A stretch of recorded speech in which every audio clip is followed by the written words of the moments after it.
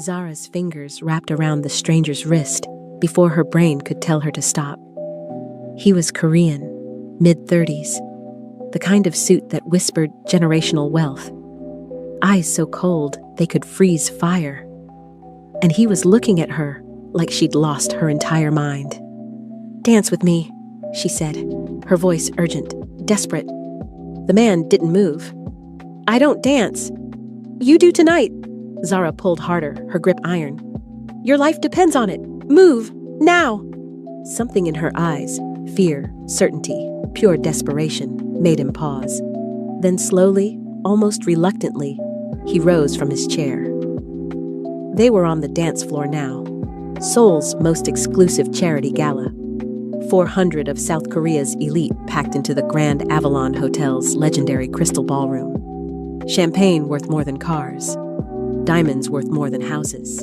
And power brokers making deals that would move markets. And in the middle of it all, a Black American model who was supposed to be performing, dragging a complete stranger onto the dance floor like their lives depended on it. Because one of them did. The man's hand found her waist, stiff, controlled, radiating irritation. "You have exactly 30 seconds to explain yourself," he said quietly, his English perfect British accent, the kind that came from boarding schools that cost more than most people's mortgages. "Just dance," Zara whispered back. "Please, trust me." For 6 minutes and 47 seconds, they moved together. The room watched, confused, fascinated, cameras flashing, and then the chair the man had been sitting in, VIP seat number 7, erupted in a blinding explosion of sparks, smoke, and flame. Screams tore through the ballroom. Chaos erupted like a living thing. The man stared at the burning wreckage of his seat, the seat where he'd been sitting just 7 minutes ago, the seat that would have killed him instantly. Then he turned to Zara. His voice was barely audible over the pandemonium. "How did you know?" But here's the thing. To understand how a struggling model from Chicago ended up saving the life of one of Asia's most ruthless billionaires, we need to go back. Not years, just 4 hours. 4 hours that would change both their lives forever. But first, you need to understand something about Zara Mitchell. She wasn't supposed to be in Seoul. She was supposed to be in New York, walking runways, booking campaigns, living the dream she'd been chasing since she was 15 years old, and her grandmother told her she was too dark, too tall, too different to ever be beautiful. She'd spent her whole life proving that wrong, and she'd almost made it. 3 years in New York, countless auditions, small victories, magazine spreads in publications nobody had heard of. One glorious month where she'd almost booked a campaign for a major cosmetics brand. Then the agency dropped her. "Market trends," they'd said. "We're going in a different direction." Translation: "We found someone easier, someone who doesn't make clients uncomfortable, someone less you." So Zara did what she always did when the world tried to break her. She pivoted. Seoul, South Korea, one of the fastest growing fashion markets in the world. A place where being different might actually be an asset. That's what she'd told herself anyway. 14 months later, the reality was different. 14 months of casting directors who didn't know what to do with her. 14 months of brands who loved her look but couldn't figure out how to market it. 14 months of survival gigs, promotional events, background work, anything that kept the lights on and food in her fridge. She was 28 years old, running out of money, running out of options, running out of time. Tonight's gig was supposed to be simple, a cultural fusion performance at a charity gala. Afro-Korean fashion collaboration. She'd be one of 5 models showcasing the collection. Good exposure, decent pay. Maybe, just maybe, someone important would notice her. She had no idea how right she'd be about that last part. And she had no idea that in 4 hours, she'd be standing between a billionaire and a bullet. Well, not a bullet exactly. Something worse. 4 hours before the explosion. Zara stepped out of the subway at Gangnam Station, her garment bag cutting into her shoulder. The October air was sharp. Seoul's skyline glittered against the twilight sky. All glass and ambition and promises that felt increasingly hollow. The Grand Avalon Hotel rose 52 stories above the Gangnam district, the kind of building that existed to remind everyone else how small they were. Tonight's event was massive. The Korean Business Elite Charitable Foundation's annual gala, a who's who of Korean power. Chaebol heirs, tech moguls, politicians, entertainment executives. The kind of people who shaped the world while everyone else just lived in it. Zara was hired as part of the evening's entertainment, a fashion performance showcasing an emerging Afro-Korean designer. 5 models total. She was the only one who was actually black. The others were Korean models wearing African-inspired prints. The irony wasn't lost on her, but she'd learned to pick her battles, and right now, the battle was survival. She pushed through the service entrance, flashed her credentials to a board security guard, and made her way backstage. The energy hit her like a wall. Coordinators screaming into headsets. Stylists frantically steaming garments. Makeup artists working with the focused intensity of surgeons. The chemical smell of hairspray battling expensive cologne. Zara found her station and started preparing. Hair first. A sculptural updo that had taken her 2 hours to learn from YouTube tutorials. Then makeup, bold, dramatic, the kind that photographed like a weapon. And finally, the dress. It was stunning, absolutely stunning. Deep sapphire silk with traditional Korean hanbok-inspired construction, that dramatic belle silhouette she'd grown to love.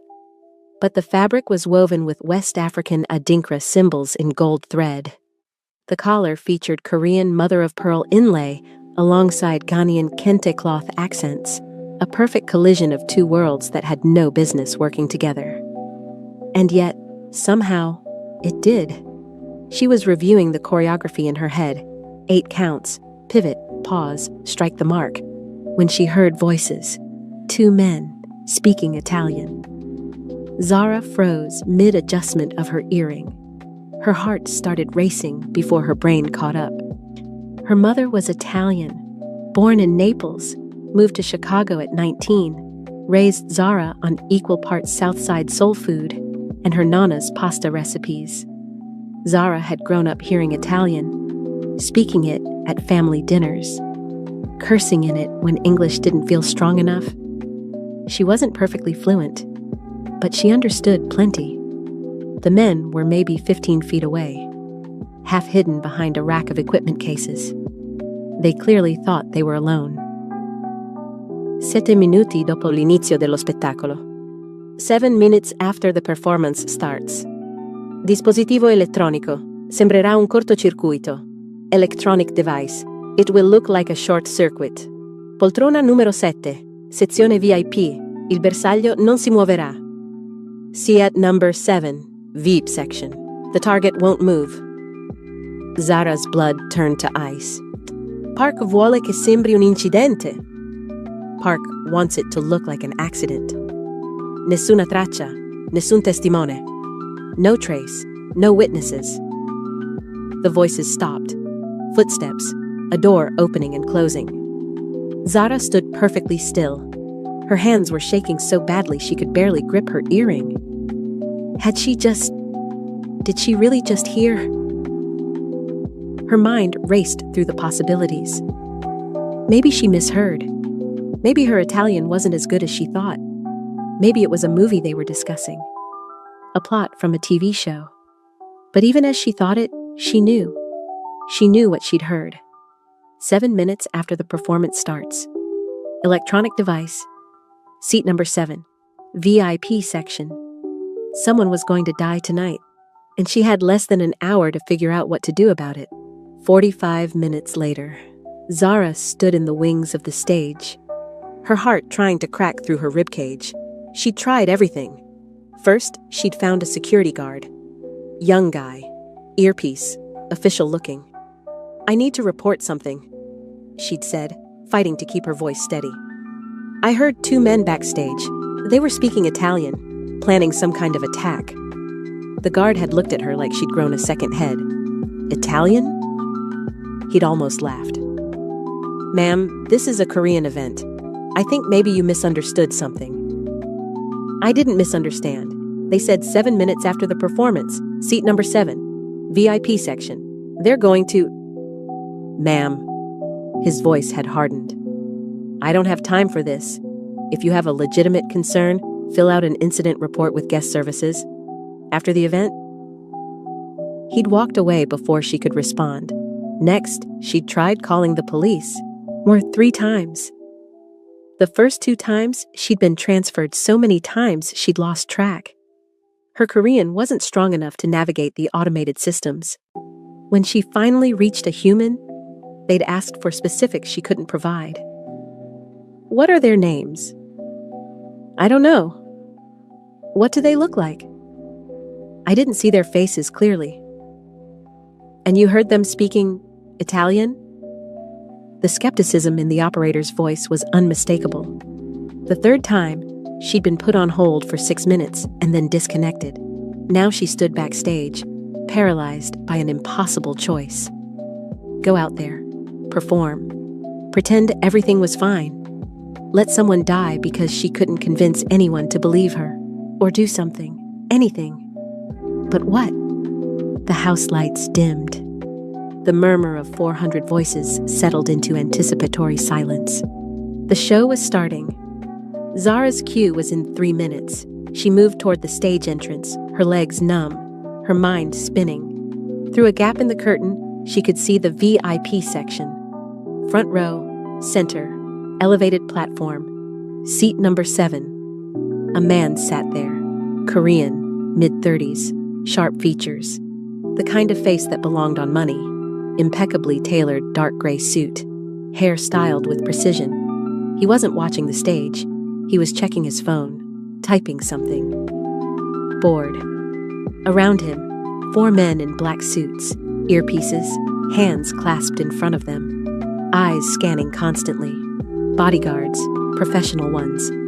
This wasn't just some wealthy businessman. This was someone important enough to need serious protection. Important enough to kill. "Zara, you're up in 90 seconds." The stage manager's voice cut through her paralysis. 90 seconds. 7 minutes after the performance starts. The performance was about to start, which meant she did the math frantically. First model walks, 30 seconds. Second model, another 30.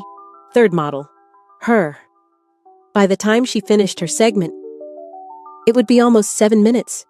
If she performed, if she walked out there like nothing was wrong, if she did her job, someone would die. She could see it playing out. The explosion, the screams, the chaos.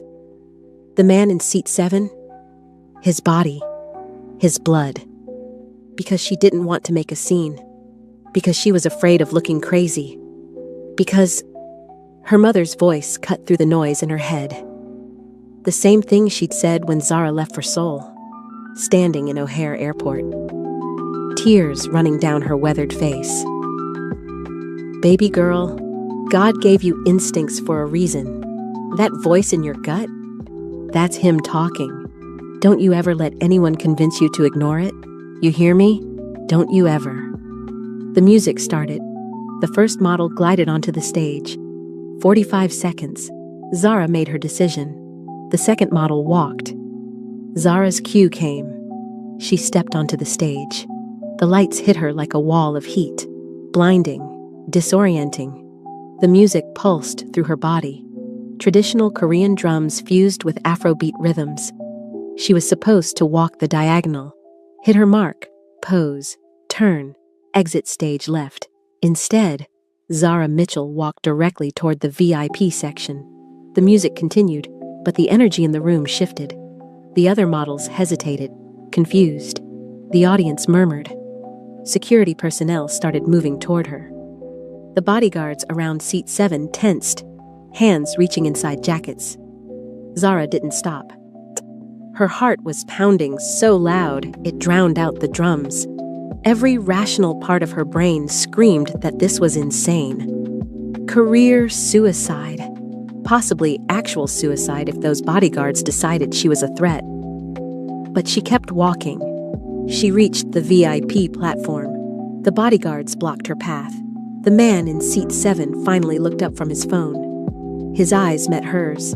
Dark, intelligent, completely unreadable. Zara extended her hand, her voice somehow steady despite the terror coursing through her veins. "Dance with me." The man stared at her extended hand like it was a live snake. "Excuse me?" His voice was ice, pure, crystalline ice. "Dance with me," Zara repeated, louder this time. The whole ballroom was watching now. Cameras flashing, whispers spreading like wildfire. One of the bodyguards grabbed her arm. "Miss, you need to release her."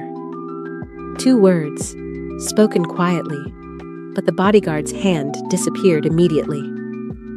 The man stood.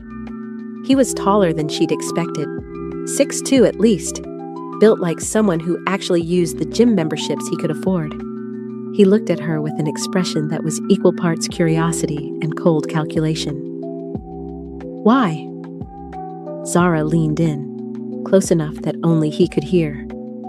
"Because in approximately 6 minutes, something terrible is going to happen to seat number 7. And if you're sitting in it, you will die. So, unless you want to find out what your internal organs look like scattered across this very expensive floor, I need you to trust me. Right now." She expected him to laugh, to have her dragged away, to dismiss her as a crazy American who'd clearly had too much champagne. Instead, something flickered behind his eyes. Not fear, recognition. Like some part of him had been waiting for this moment. He glanced at his bodyguards, made a subtle gesture with 2 fingers. They backed away slightly, still alert, but no longer reaching for weapons. Then he took her hand.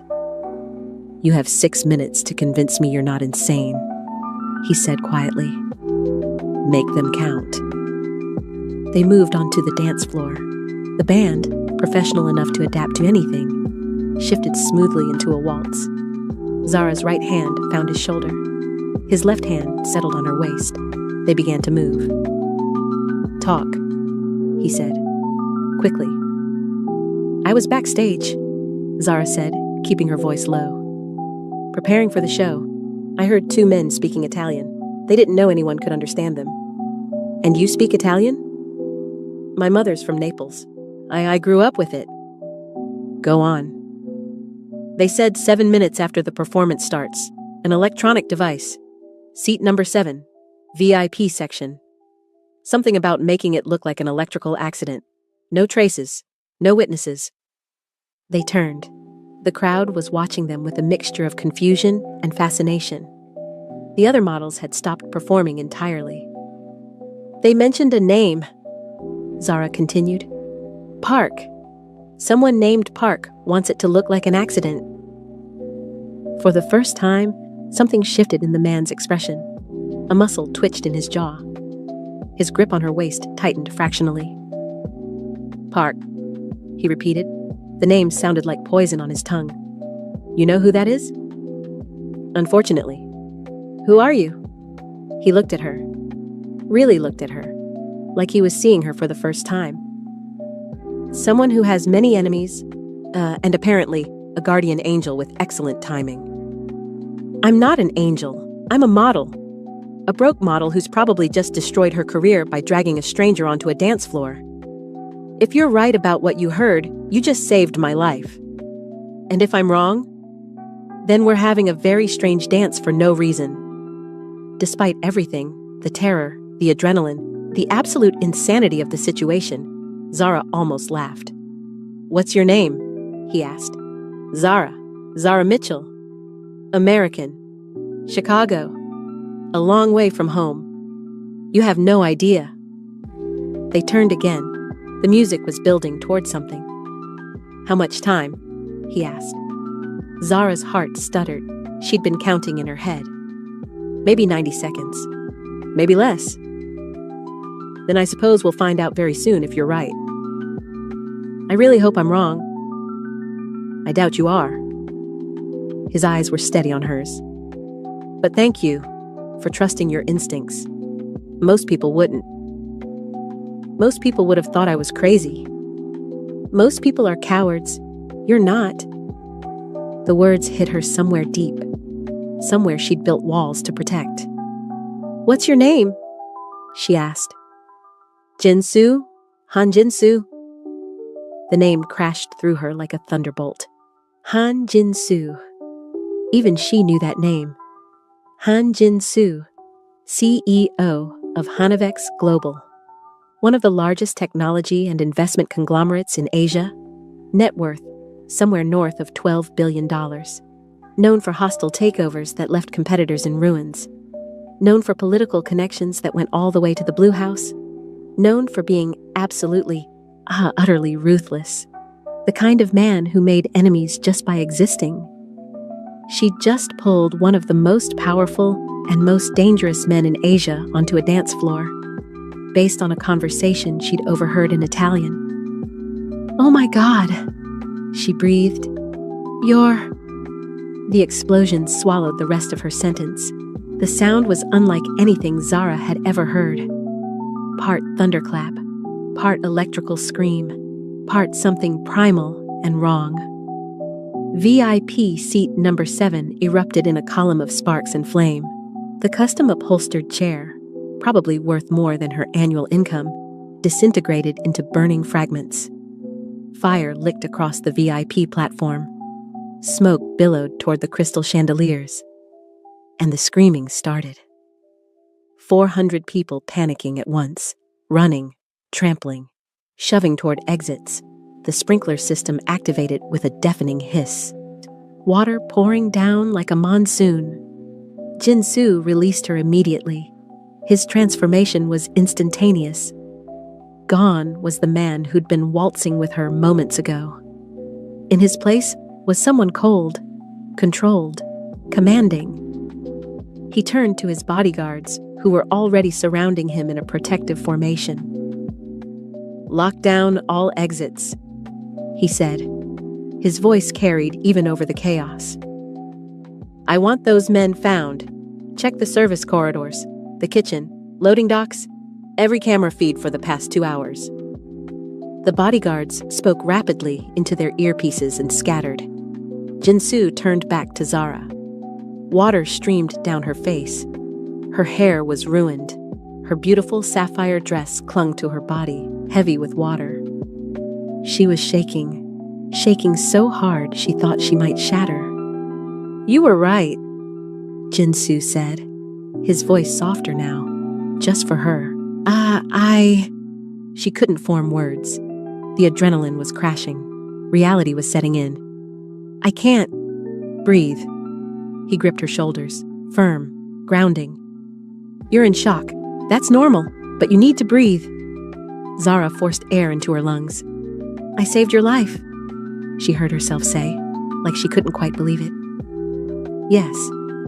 That chair, if you'd been sitting there, I would be dead, or severely injured at minimum. Because of me, because I believed myself, because I didn't..." Her knees buckled. Jinsu caught her, one arm around her waist, keeping her upright.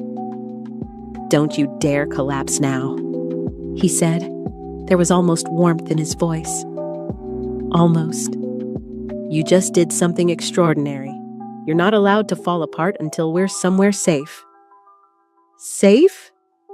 Zara laughed, and it came out slightly hysterical. "Is anywhere safe? With me?"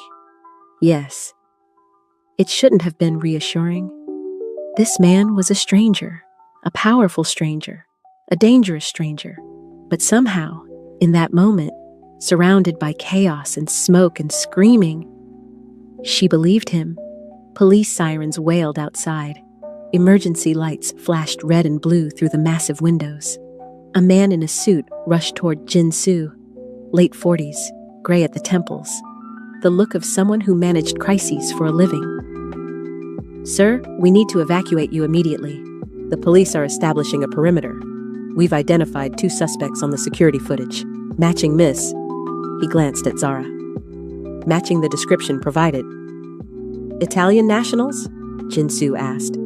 "We believe so, sir. They appear to have exited through the kitchen service entrance approximately 3 minutes ago." "They had a vehicle waiting?" "Almost certainly." Jin-soo's expression hardened. "Then they're already gone." "I'm afraid so, sir." A detective approached, middle-aged, sharp eyes, the kind of cop who'd seen too much to be surprised by anything. "Mr. Han." He bowed slightly. "I'm Detective Yoon.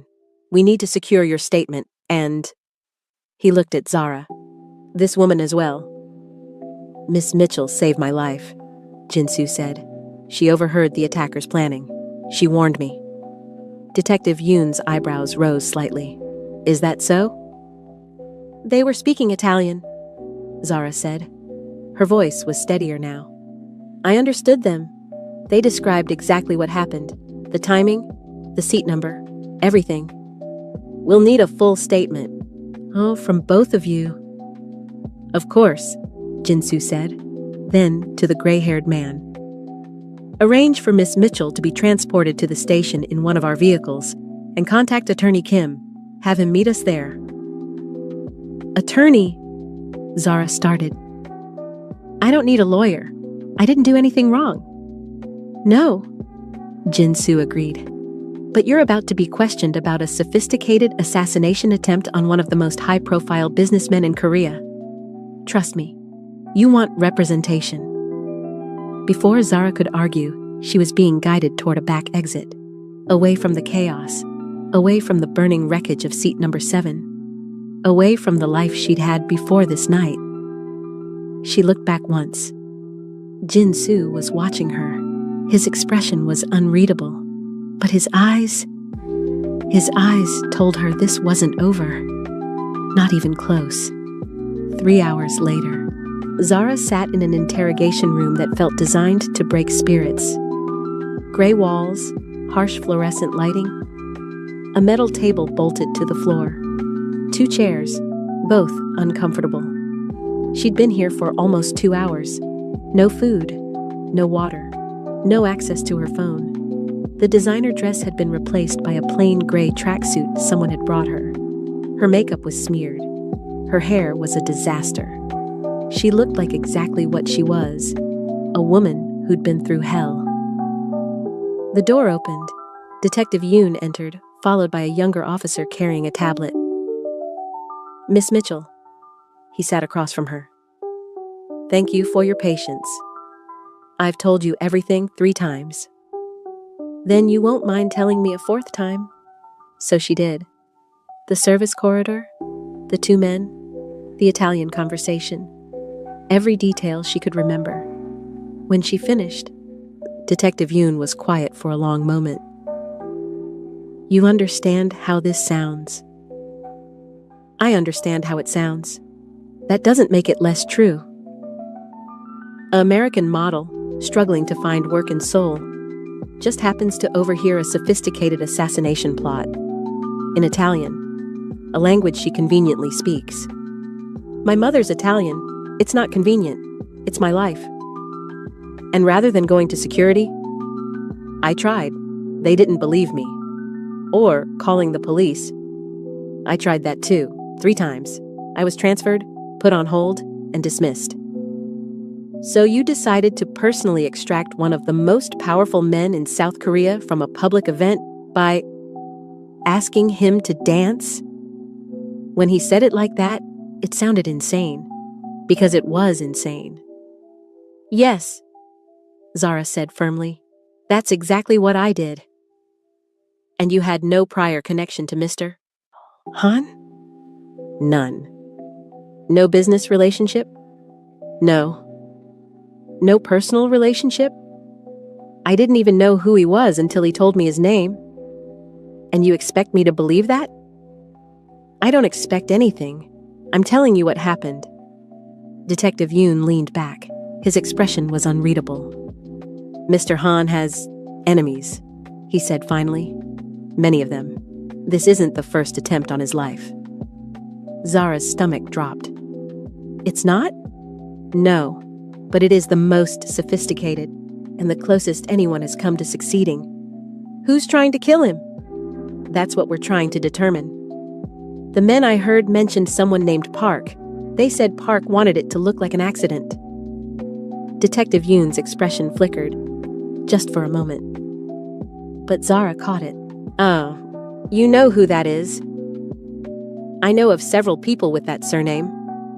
But you have a suspicion. Miss Mitchell, I'm not at liberty to... The door opened.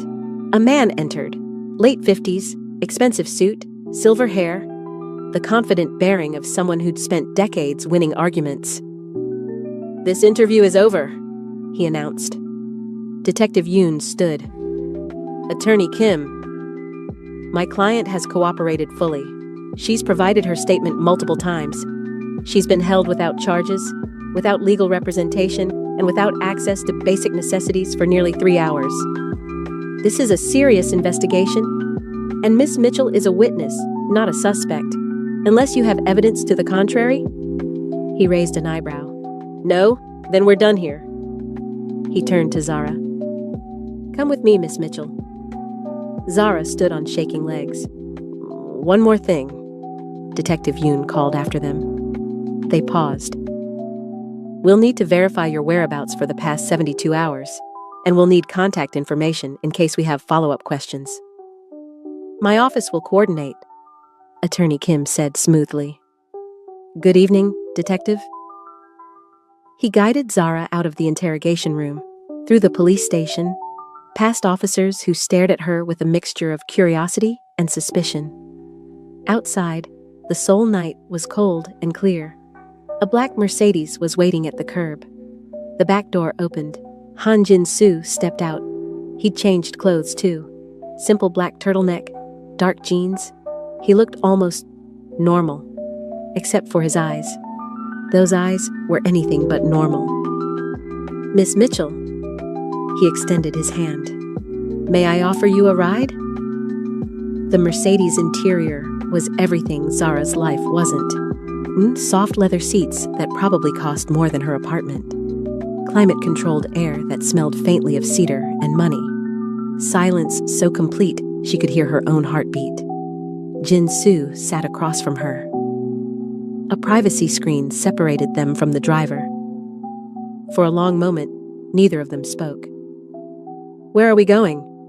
Zara finally asked. Somewhere safe. That's not an answer. No, it's not. He almost smiled. I have a property in Pyeongchang-dong. Very secure. You'll stay there tonight. Stay there? I have my own apartment. Your apartment isn't safe. The words hit her like cold water. What do you mean? The men who tried to kill me tonight know about you now. They know you're the reason their plan failed. They know you can identify their voices. Perhaps their accents. Perhaps details you don't even realize you remember. So they'll what? Come after me? It's possible. Possible? Zara's voice rose. Someone might try to kill me, and you're saying it's possible? I'm saying we need to take precautions until we understand the full scope of the threat. We? There is no we. You're a billionaire with bodyguards and resources. I'm a model who can barely afford instant noodles. This isn't my fight. No, Jin-soo agreed quietly. It's not. But you made it your fight when you pulled me onto that dance floor. And I am not the kind of man who forgets a debt. The car slowed. They'd arrived at a gated compound. Stone walls, security cameras, guards with earpieces who approached the vehicle before waving them through. The house beyond was massive. Traditional Korean architecture blended with modern glass and steel. Gardens that probably required a full-time staff. This is your idea of safe? Zara asked. This is my fortress, Jin-soo replied. For tonight, it's yours too. They exited the car. Inside, the house was warm, elegant, every detail perfect. A woman in a simple black dress approached. Middle-aged, efficient energy. "Mrs. Kang will show you to your room," Jinsu said. "There are clothes in the closet that should fit. Toiletries, everything you need." "How do you have women's clothes in my size just ready?" "I have a sister. She keeps things here." "Do you make a habit of rescuing strange women and bringing them to your home?" For the first time, Jinsu genuinely smiled. It transformed his face, made him look almost human. "No," he said. "You're the first." Mrs. Kang led Zara through corridors that seemed to go on forever. Up a floating staircase, to a suite that was bigger than her entire apartment. "If you need anything," Mrs. Kang said, "there's an intercom by the bed. Breakfast will be served at 7, but I can arrange something now if you're hungry." "I'm fine," Zara said automatically. She wasn't fine. She was exhausted and terrified and completely overwhelmed, but she was too proud to admit it. Mrs. Kang gave her a look that suggested she saw right through that. "There's tea in the sitting room. Chamomile, very calming," Mr. Han insisted. Then she was gone. Zara stood in the middle of the massive suite. Floor-to-ceiling windows overlooked Seoul's glittering skyline. She walked to the glass and pressed her palm against it. Her reflection stared back at her. Gray tracksuit, ruined hair, and eyes that looked haunted. 12 hours ago, she'd been worried about whether she could afford groceries next week. Now she was in a billionaire's fortress, hiding from assassins, wondering if she'd ever feel safe again. Her phone buzzed. Unknown number. Her heart stopped. She answered. "Hello?" Silence. Then a voice, male, cold, accented in a way she couldn't quite place. "Zara Mitchell. Who is this? You made a mistake tonight." Her blood froze. A very serious mistake. Interfering where you don't belong. "I don't know what you're—" "You cost us something valuable, Miss Mitchell, and now you're going to pay for it." "Who are you?" "Someone who doesn't leave witnesses." The line went dead. Zara stood frozen. The phone slipped from her fingers. They knew her name. They knew what she'd done. And they were coming for her. Zara didn't remember running. One moment, she was standing by the window, the phone on the floor. The next, she was pounding on Jinsu's door. He opened it immediately, like he'd been expecting her. What happened? She was shaking too hard to speak. He took her arm, guided her inside his study, sat her down on a leather sofa. "Breathe," he commanded. "Then talk." It took her 3 tries to get the words out. "Someone called me. They knew my name. They said I made a mistake, that I cost them something, that they don't leave witnesses." Jinsu's expression went stone cold. "Show me the phone." "I dropped it. It's still in my room." He spoke rapidly into an intercom. Seconds later, a security guard appeared with her phone. Jinsu took it, scrolled through the call log. "Unknown number," he muttered. "Routed through multiple proxies. Untraceable on the surface." "On the surface?" "My people can dig deeper, but it will take time." He set the phone down, looked at her. "This confirms what I suspected. The people behind tonight's attack know you can identify elements of their operation. That makes you a liability they'll want to eliminate." "So I'm dead. I'm just dead." "No." His voice was firm. "You're not, because I'm not going to let that happen." "Why?" The question burst out of her. "You don't know me. I'm nobody to you. Why would you?" "Because you saved my life." He cut her off. "Do you understand what that means? In my world, in the world I operate in, people don't risk themselves for strangers. They calculate, they strategize, they look for advantage." "I didn't calculate anything. I just heard something. And I couldn't let someone die because I was afraid to look crazy." "Exactly." Jinsu's voice softened. That's exactly why. You acted on instinct and integrity when most people would have walked away. That makes you rare, and I protect rare things. He stood, walked to his desk. Tonight, you sleep here. Tomorrow, we make a plan. A plan for what? For finding who's trying to kill me, and now you, before they succeed. We? There's that word again? I'm not part of this. I'm a model. I walk in straight lines and look pretty. I don't take down assassins. You're not taking down assassins. You're providing information. You heard those men. You understood details nobody else could. That makes you valuable. Valuable. She laughed bitterly. Great. I'm an asset now. You're a partner. He met her eyes. If you choose to be, and if I don't, then I put you on a plane back to Chicago tomorrow. Provide security until you're safely home, and hope the people after us never find you. Hope? I'm being honest with you. I can protect you better here, where I have resources. But I can't force you to stay. Zara was quiet for a long moment. Back to Chicago. Back to her grandmother's whispers about her being too dark. Back to an industry that had already spit her out once. Back to failure. Or stay here, in danger, with a man she barely knew. A ruthless billionaire who collected enemies like other people collected art. It should have been an easy choice. It wasn't. What would I have to do? She asked. If I stayed? Help us identify the men you heard. Work with my security team. Share every detail you remember. Accents, word choices. You anything distinctive. And in return, you get my protection, my resources, and when this is over, he paused. I pay my debts, Zara. Whatever you want, a career, a home, financial security, name it, and it's yours. I don't want your money. Then what do you want? The question caught her off guard. What did she want? A week ago, she would have said success, recognition, proof that she belonged. Now? I want to feel safe again, she said quietly. I want to stop looking over my shoulder. I want my life back. Then help me end this, and I'll give you all of that, I promise. She looked at him. This man, this dangerous, powerful, complicated man.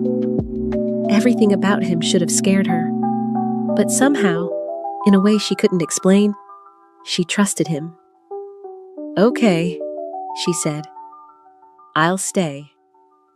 3 days later, Zara stood in a room that looked like something out of a spy movie. Wall of monitors displaying security feeds, financial data, maps of Seoul with locations marked in red. A massive table surrounded by people who all looked like they could kill her without breaking a sweat. Jinsu stood at the head of the table. Everyone, this is Zara Mitchell. She's the reason I'm alive. Treat her accordingly. One by one, they introduced themselves. Director Shin, head of corporate security, former Korean intelligence, face like carved granite. Yuna, lead tech analyst, early 20s, purple streaks in her hair, fingers that never stopped moving across keyboards. Attorney Park, legal counsel, not the same Park from the assassination plot. Jinsu had already explained that Park was one of the most common surnames in Korea. The name she'd heard could refer to dozens of potential suspects. Dr. Lee, forensic accountant, elderly, gentle appearance, apparently capable of tracing money through financial systems the way bloodhounds track scent.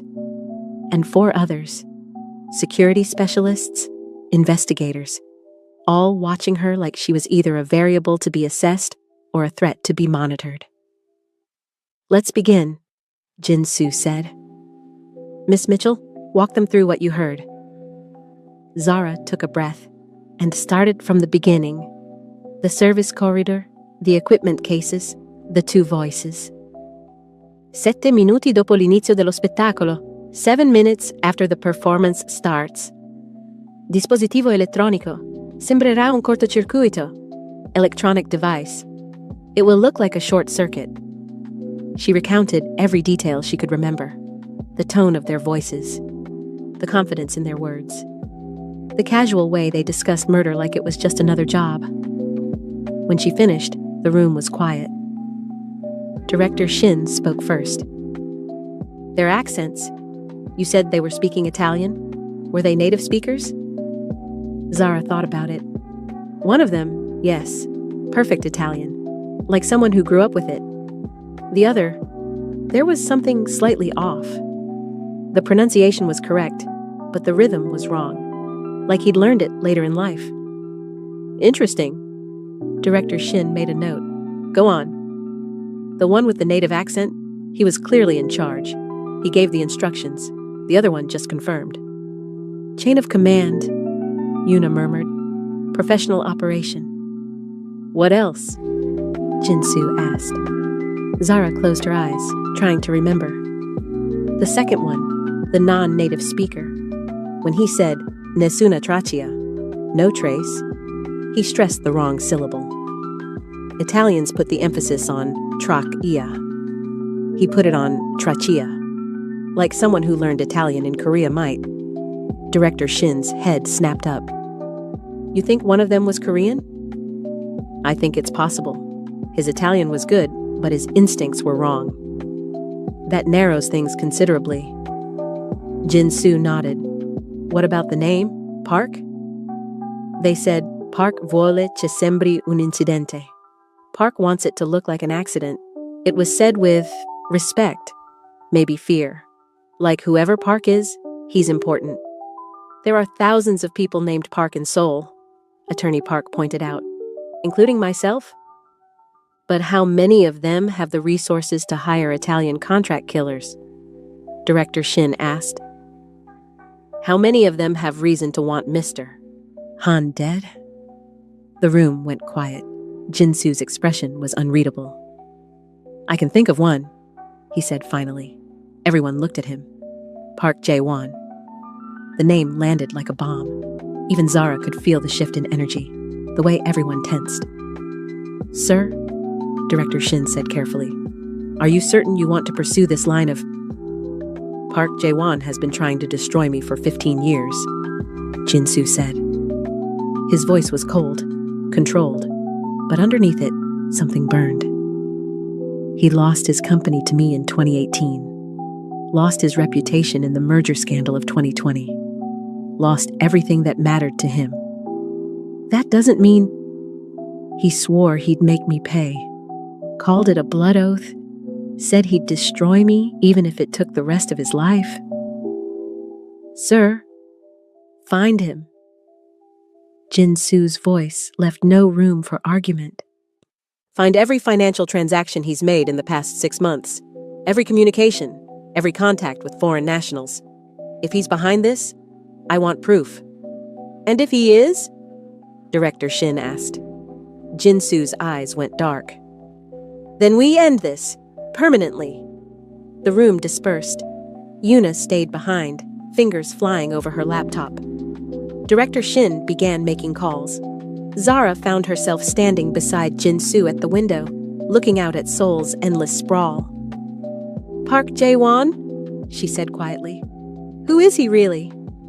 Jinsu was silent for a moment. A man I destroyed, he said finally, and a man who's been planning his revenge ever since. That night, Jinsu told her the whole story. They were on the rooftop terrace of his compound, Seoul glittering below like a circuit board come to life, the air crisp with approaching winter. And 15 years ago, Park Jae-won was one of the most successful tech entrepreneurs in Korea. His company, Tech Park, was a giant, worth billions, and I was a nobody, 23 years old, fresh out of MIT, full of ideas and completely naive about how the world actually worked. He paused, took a sip of whiskey.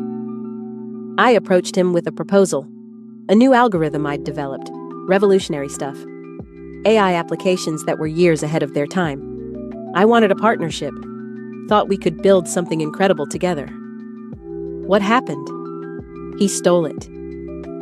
Jinsu's voice was flat. Took my work, filed patents under his own name, and when I tried to fight back legally, his lawyers buried me. I was a kid with no money. He was a giant with unlimited resources. So you lost. I lost the battle. His eyes hardened. But not the war. I spent the next 5 years building my own company, Hanavex, from nothing. Scraped together investors, worked 20-hour days, and slowly, methodically, I became his competition. And then I became his nightmare. By 2015, Hanavex was gaining market share. By 2017, we were neck and neck. And by 2018, you won. I didn't just win, I obliterated him. Hostile takeover. Tech Park ceased to exist. Everything he'd built, everything he'd stolen, everything he'd lied to create, it all belonged to me. That's when he made the blood oath. Jin-Soo nodded, standing in the boardroom while security escorted him out. He said he'd destroy me if it was the last thing he ever did. I thought it was just rage, the desperate words of a beaten man. But it wasn't. No, he disappeared after that, left Korea entirely. Rumors said he'd gone to Europe, that he'd lost his mind, that he was drinking himself to death. And now? Now he's back, and apparently he hasn't been drinking himself to death. He's been planning. Zara processed all of this. So he hired Italian assassins to kill you, make it look like an accident. It's his style. Never direct, never traceable, always through intermediaries. And now I'm involved because I happened to overhear his men. Yes. Great. She laughed bitterly. Just great. Jin-Soo turned to face her. I know this isn't fair. You didn't ask for any of this. You did a good thing, a brave thing, and now you're paying the price for it. Story of my life. The words came out harder than she intended. Every time I do the right thing, it blows up in my face. Every time I try to prove I belong somewhere, I end up more alone than before. Is that how you feel? Alone? The question caught her off guard. She looked at him, this ruthless billionaire, this man who destroyed empires and made blood enemies, and she saw something unexpected, understanding. You know what it's like, she said quietly, don't you? To be surrounded by people and still feel completely isolated. I know exactly what that's like. So what do you do about it? I work, I build, I fight. He paused. And occasionally, a stranger pulls me onto a dance floor and reminds me that there are still good people in the world. Something shifted between them. The air felt different, charged. I should go to bed, Zara said. Tomorrow's going to be a lot. It is. Jin-Soo didn't move. But Zara? Yes? Thank you for staying, for helping, for trusting me when you have every reason not to. You're welcome. She hesitated. Jin-Soo? Yes. I'm scared, really scared. I'm trying to be brave, but I'm terrified. For a moment, he didn't respond. Then he reached out and took her hand. His grip was warm, strong, steady. I know, he said quietly. So am I. But we're going to get through this, together. She believed him, against all logic, against all evidence, against everything her life had taught her about trusting powerful men. She believed him. 1 week later, the trap was set.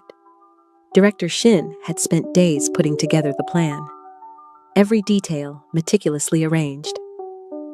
We've confirmed Park Jae-won is back in Seoul, he told them at the morning briefing.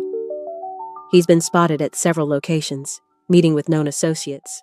I'm moving money through shell corporations. But we don't have proof he ordered the attack, Attorney Park said. Just circumstantial evidence. Which is why we need him to make another move, Director Shin replied.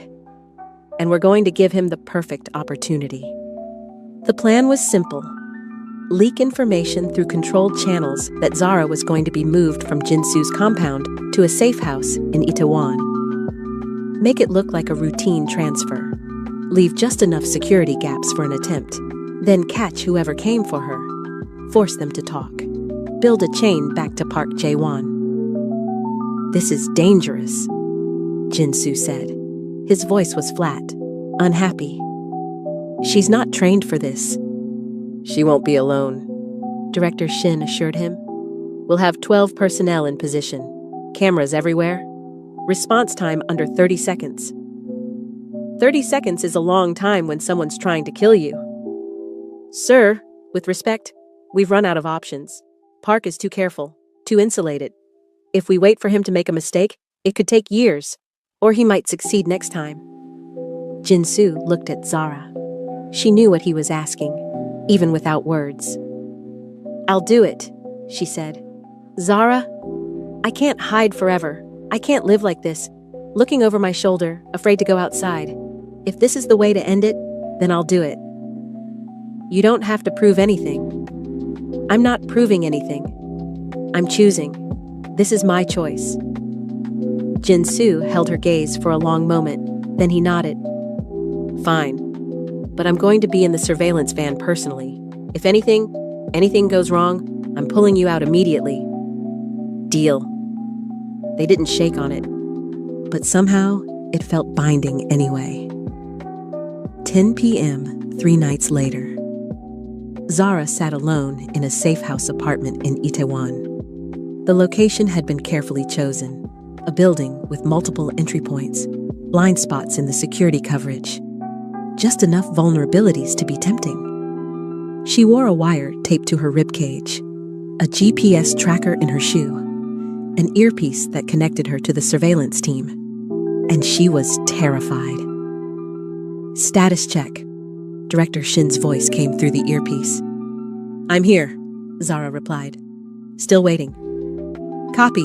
All teams in position. You're not alone. But she felt alone. The apartment was small, sparse. Nothing like the luxury she'd grown accustomed to at Jin-soo's compound. She sat on the cheap couch. Tried to read a magazine. Couldn't focus on any of the words. Minutes crawled by. 10:15, 10:32, 10:47. Maybe they're not coming, Zara whispered.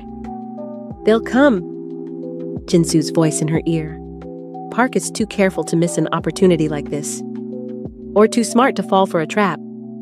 Then we'll try again, but stay focused. Stay alert. 11:02. Footsteps in the hallway. Zara's heart rate spiked. I hear something. We see them, Director Shin replied. 2 individuals approaching your floor. Stand by. The footsteps stopped outside her door.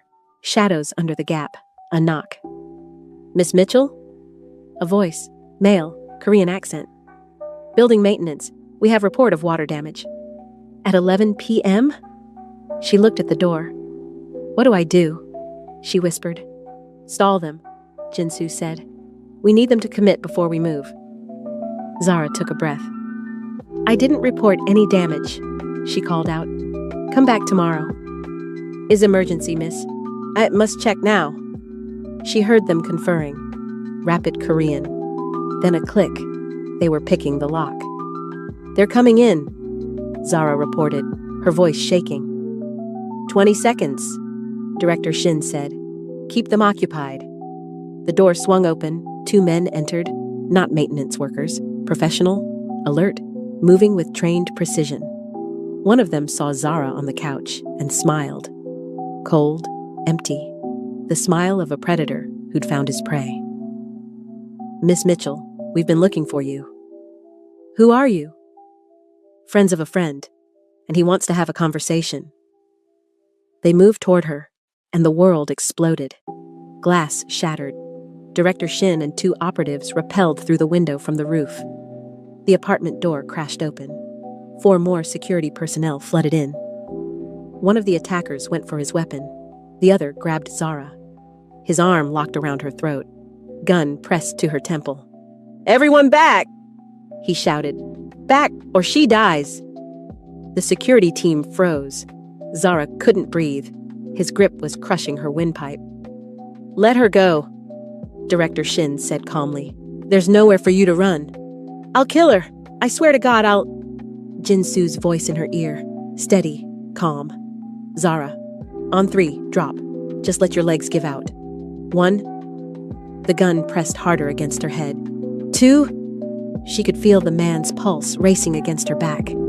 He was scared, which made him unpredictable. 3. Zara went completely limp. Dead weight. The man's arm loosened fractionally as he tried to adjust his grip. Director Shin moved like lightning. 2 strikes. Precise. Devastating. The gun clattered to the floor. The man went down. Security swarmed.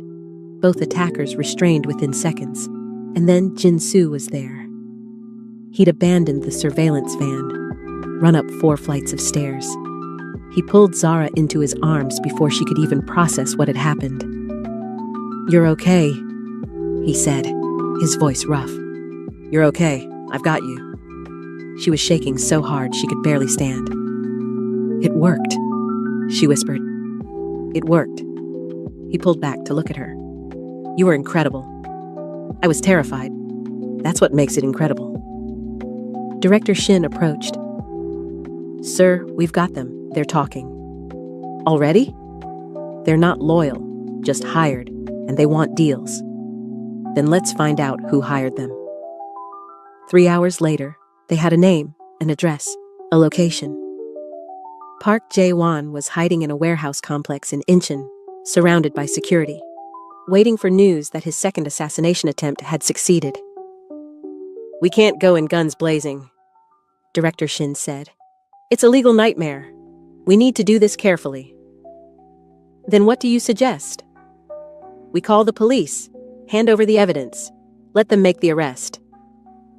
"That takes too long. Park will disappear again." "Sir? I'm going." Jin-soo's voice was final. "Tonight, before he can run. At least let me put together a tactical team." "No, this ends between me and him, the way it should have ended 15 years ago." Zara stepped forward. "I'm coming with you." Everyone stared at her. "Absolutely not," Jin-soo said. "He came after me. He threatened my life. I have a right to face him." "This is dangerous." "Everything about this has been dangerous. But you didn't leave me alone, so I'm not leaving you alone either." They stared at each other. Jin-soo's expression was unreadable. Then, slowly, he nodded.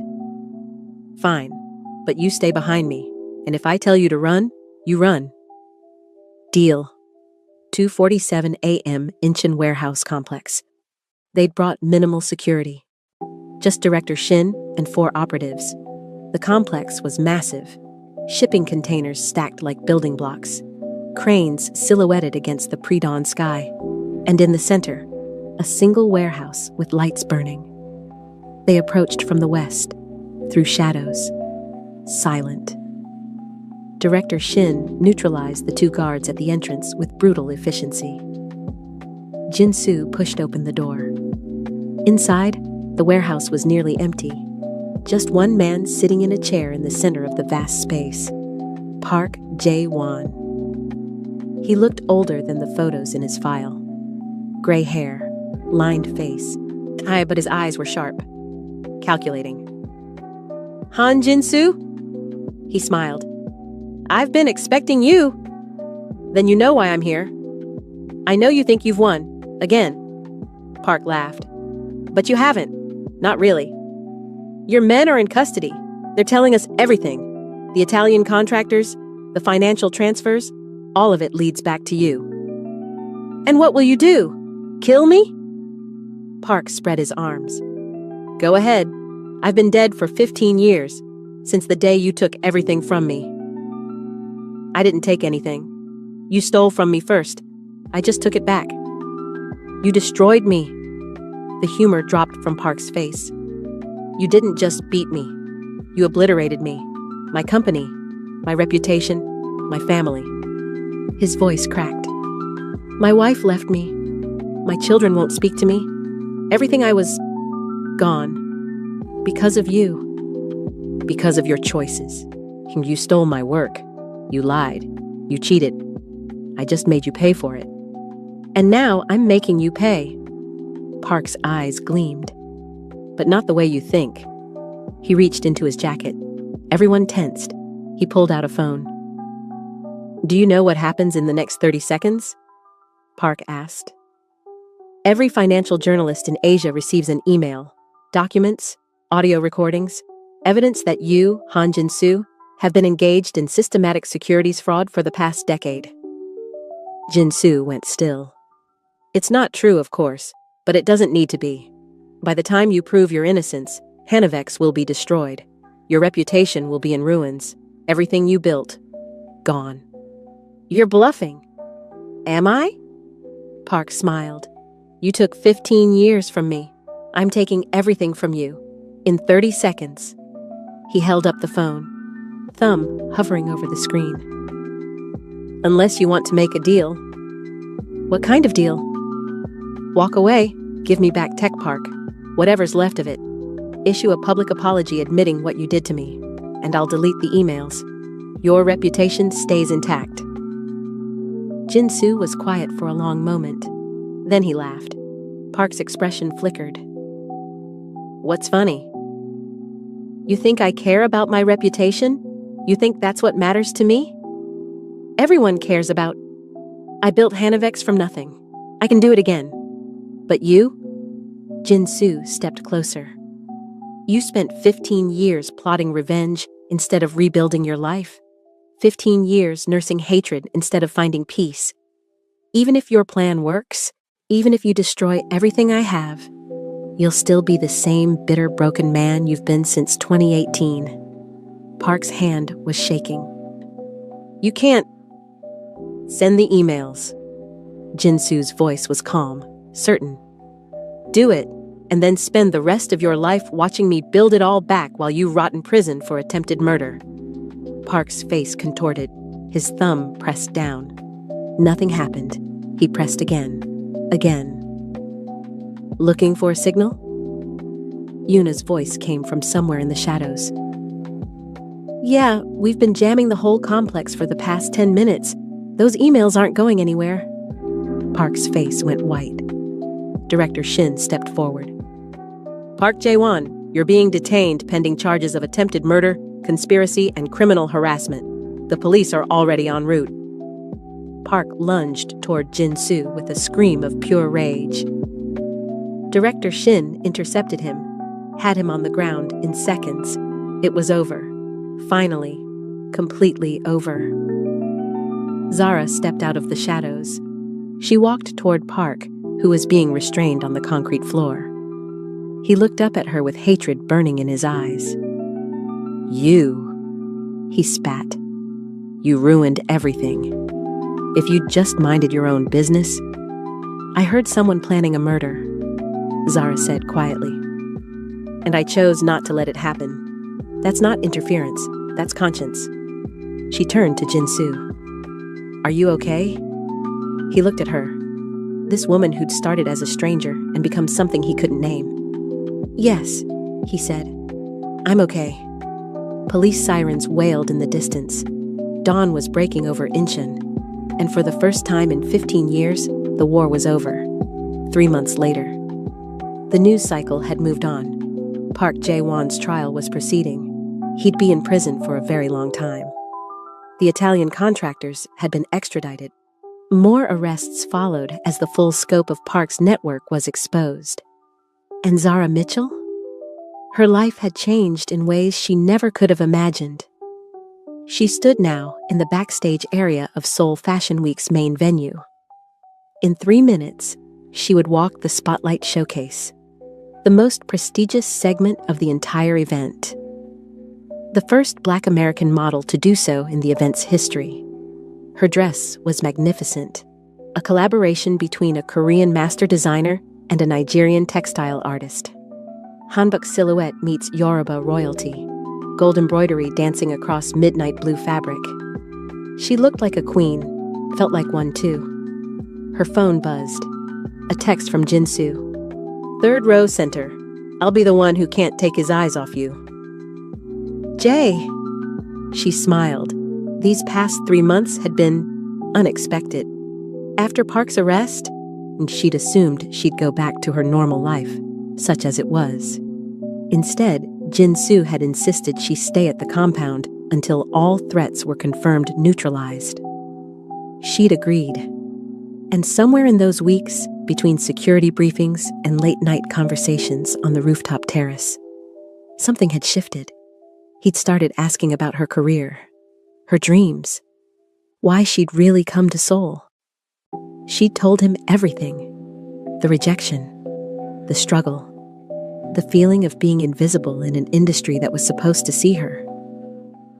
"You're not invisible," he'd said one night. "You just haven't found the right people yet." And who are the right people? People who see what I see. What do you see? He'd looked at her for a long moment. Everything, he'd said quietly. I see everything. The next week, director Kim Ji-hae, the creative director of Seoul Fashion Week, had called personally. They wanted Zara for the Spotlight showcase. "This isn't because of what happened," Jin-soo had promised. "It's because I showed her footage from the charity gala. Before the explosion, the way you moved, the way you owned the space. You showed her footage of me? I showed her who you are. She did the rest." Now, standing backstage with 90 seconds until her cue, Zara finally believed it. She wasn't here because she'd saved a billionaire's life. She was here because she was extraordinary. The stage manager called 30 seconds. Zara took her position. The music began, a fusion of traditional Korean instruments and Afrobeat drums. The lights dimmed, and Zara Mitchell stepped onto the runway. The lights hit her like a baptism. 3,000 people watching, cameras flashing, the world paying attention. She walked like she belonged there, because she did. Every step powerful, every movement intentional, every ounce of her presence declaring, I am here, I am worthy, I am not going anywhere. She reached the end of the runway, found Jin-soo in the third row. He was smiling, not his public smile, the careful, controlled one he showed to the world. His real smile, the one that reached his eyes, the one she was starting to think was just for her. She struck her final pose. The audience erupted. Standing ovation.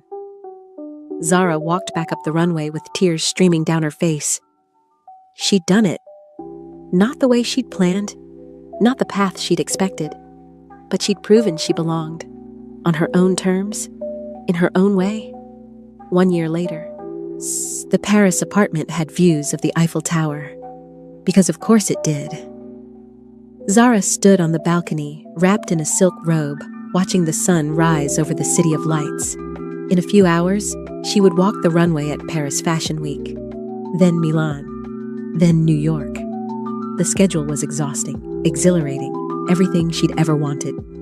The door to the balcony opened. Jin-soo stepped out, holding 2 cups of coffee. You're up early, he said. Couldn't sleep. Nervous? Excited. She took the coffee. Is that weird? After everything last year, walking a runway feels almost easy. Nothing about you is easy. He smiled, but I wouldn't have it any other way. They stood together, watching Paris wake up. I have something for you, Jin-soo said. He reached into his pocket and pulled out a small velvet box. Zara's heart stopped. Jin-soo, open it! She did. Inside was a ring. Simple, elegant, a single diamond that caught the morning light like captured fire. Zara Mitchell, Jin-soo said. 1 year ago, you pulled me onto a dance floor and saved my life. But what you really saved was my soul. You reminded me that there's more to life than business and revenge and the endless pursuit of power. Tears were streaming down her face. You made me believe in something I'd given up on. Goodness, integrity, love. He took her hand. I know I'm difficult. I know my life is complicated. I know there are easier paths you could choose. I don't want easy. Good, because what I'm offering is forever. He looked into her eyes. Marry me. Zara laughed through her tears. Yes. Yes? Yes, you ridiculous man. Yes. He slid the ring onto her finger. It fit perfectly. Then he kissed her, there on the balcony, with Paris glittering below and the future stretching out before them like an endless runway. I love you, he whispered. I love you too. And she did, against all odds, against all logic, against everything life had taught her about trusting, about hoping, about believing in impossible things. She loved him, and he loved her, and somehow that was enough. People ask me all the time about that night, the night I pulled a stranger onto a dance floor to save his life. They want to know if I was scared, if I knew what I was doing, if I had any idea how completely it would change my life. The truth? I was terrified. I had no idea what I was doing. And no, I had no clue that the man I saved would become the love of my life. But here's what I've learned. The moments that define us are rarely the ones we plan. They're the split-second decisions, the instincts we follow, the times we choose courage over comfort. I came to Seoul to prove I belonged, to show the world I was worthy, to fight for a dream that everyone told me was impossible, and I found all of that. But I also found something I never expected, a partner, a purpose, a life bigger than anything I could have imagined. My name is Zara Mitchell. I'm a model, a fighter, a survivor, and I'm just getting started. If you made it all the way to the end of this story, I need you to do something right now. Drop a comment and tell me which moment hit you the hardest. Was it when Zara pulled Jinsu onto that dance floor, risking everything on instinct? Was it when she stood between him and Park's gunman, but refusing to back down? Or was it that final moment? The proposal in Paris, two people who saved each other in every way that matters. Let me know in the comments, because your answer tells me what stories to bring you next. And if this story moved you, if you felt something watching Zara's journey from invisible to unstoppable, I need you to hit that like button right now. Subscribe if you haven't already. Turn on notifications, because I tell stories like this every single week. Stories about people who refuse to be overlooked, who fight for what they deserve, who choose courage when everyone else chooses silence.